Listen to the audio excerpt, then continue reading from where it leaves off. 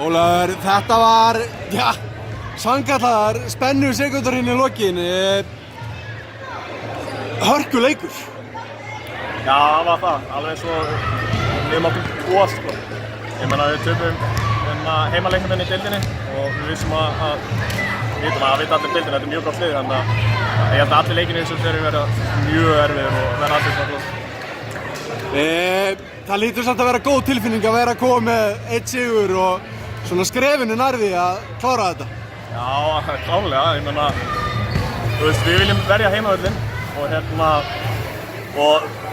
mér fannst mikilvægt að koma og sýna að við töpum í leiknum í deildinni að sýna að hversu mikilvægt fyrsta leikurinn er. Núna þurfum við bara að fara í leik 2 og sækja hennan útileik og klára þetta svo í heima aftur hérna. Þannig að við viljum ekki bara vinna heima, en við þurfum líka að sækja sigur á útivelli í úrslitakeppninni. Þú varst að spila hörkuvörn, Ólafur. Þetta var bara sannkallað, bara yndið að horfa á þig hérna, loka bara gjörsamlega á yfirreikara.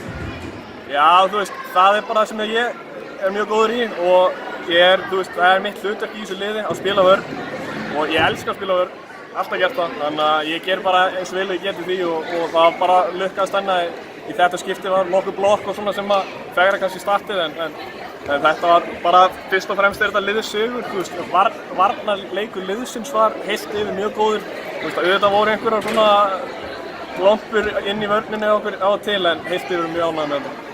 Takk fyrir þetta, Ólafur, og gangi ykkur vel. Takk fyrir.